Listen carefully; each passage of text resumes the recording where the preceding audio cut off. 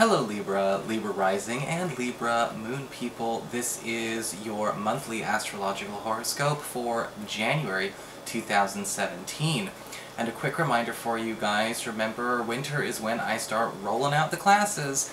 And in January, we've got tarot classes and astrology classes up for registration. We've got the tarot tutorship, remember it's a 3-parter, and that's going on Sundays. And then I've also got a special astrology love webinar discussing compatibility, karmic relationships, and love languages.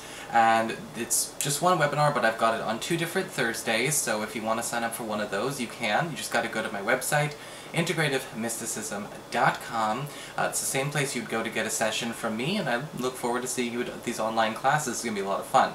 So, what is going on with your astrology for the month of January? Well, January's got a lot of leftover energies. That's my story, and I'm sticking to it for everyone. And the leftover energy is a good leftover energy. There's a very harmonious connection going on between Saturn in your 3rd house of communications and Uranus, your 7th house of partnerships, Aries, all throughout the vast majority of January. And that's because Saturn and Uranus tend to move slow. So when one moves, another will catch up, and vice versa. And so, with Saturn and Uranus coming together, we're talking about bringing order to chaos in a lot of ways. And I think I've already mentioned that before in maybe a weekly horoscope, or possibly the monthly horoscope for December, I can't remember. But that energy remains. And when we have that happening between the 3rd house and the 7th house, it's talking about bringing order to chaos in partnerships.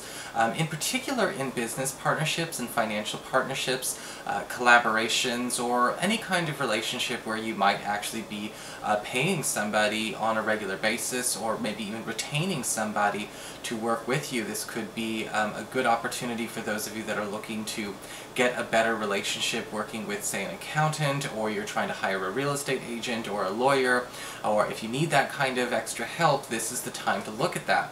But also, with Saturn in the 3rd house, it's also talking about getting binding arrangements and contracts and pacts taken care of with partners, with romantic partners, especially if it's time to start putting both of our names on things, such as the lease of an apartment, or perhaps even some kind of major purchase, bringing us closer in that way.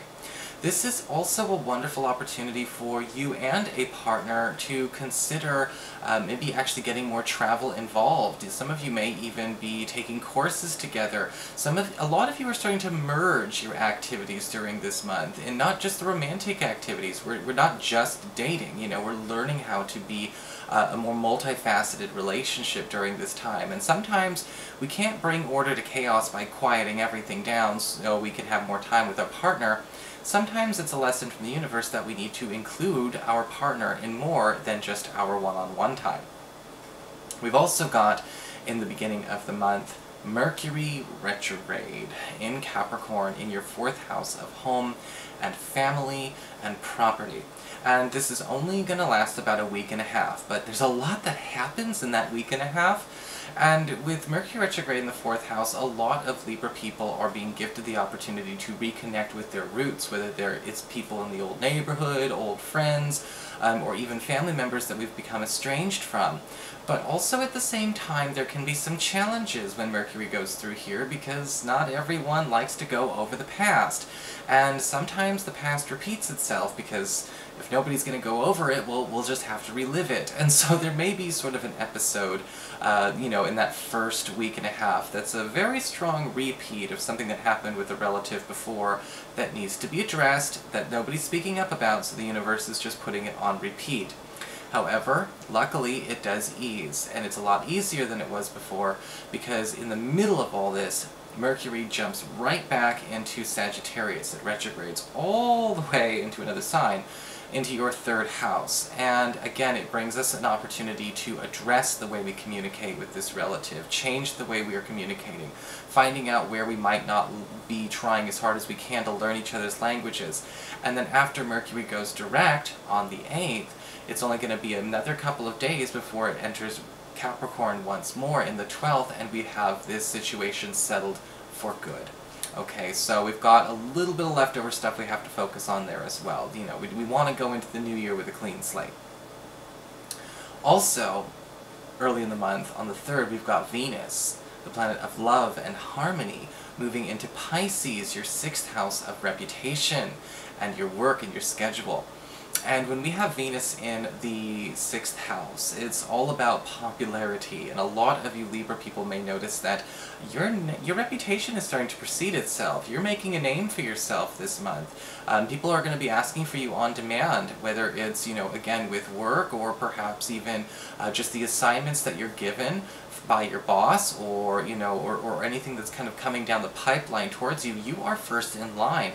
We do tend to get the teacher's pet, office pet kind of favorite treatment during this time. So, you know, make sure that you handle this with all the humility, but also at the same time take full advantage of it, because Venus, excuse me, is going to be here all month, and this could mean extra benefits and extra financial opportunities that you wouldn't normally get if you weren't in this kind of spotlight. So it's actually really drawing a lot of good, easy attention, and possibly some easy rewards your way. Things you're not going to have to actually work that hard for. Kind of a lazy but profitable month in a sense. Later on, mid-month, we've got a full moon in Cancer, in your 10th house of career. And this is happening on the 12th. Remember, full moon opens a 2-week window. And this is going to be in a strong way for you, because it is actually opening up the opportunity to promote yourself at work. And this might actually be a promotion coming your way, or maybe even you accepting an offer for a better position at another company. Because sometimes with a full moon in the career sector, we tend to go where we go where the money is, or we go where the status is, or we go where the promotion is. And it's an opportunity for advancement, yes. And so if you've been feeling like maybe you've hit the glass ceiling, or you've hit a bit of a dead end, or again, this other company or this other employer is willing to actually compete for you and your time while we have this full moon and Venus in that, you know, in your work areas, maybe it's time to consider answering that call and getting ready to go. Remember, Mercury is totally direct by that point in time, so it is safe to make that decision in the last 2 weeks of this month if that happens. Some of you may not necessarily be jumping employers, but you may be changing supervisors, you may be changing managers, you may be changing people to answer to, you know, to a much more compatible authority figure than the one you're working with right now. And even if you like the one you're working with, don't worry, you'll like the replacement too. Later on in the month, around the 19th, we've got the Sun moving into Aquarius, which is going to be in your 5th house of love and romance and your relationships with your children.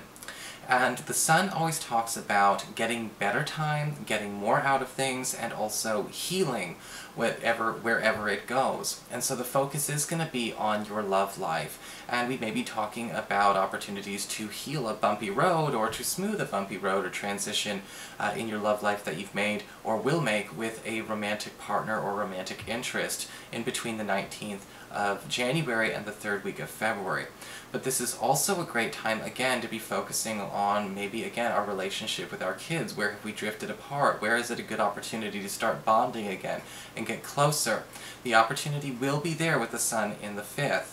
New love opportunities will also be coming for those of you that are single, because we have a new moon in this area on the 27th, opening up a window of opportunity for a new, very compatible romantic partner. And because a lot of this is happening at the same time as we have all of these, you know, lovely little transits between your partnership sector and your communication sector, I wouldn't be surprised if things go a little bit faster than they normally do. Not so fast it's reckless, but definitely faster than the norm with whatever this new opportunity or new partner may be.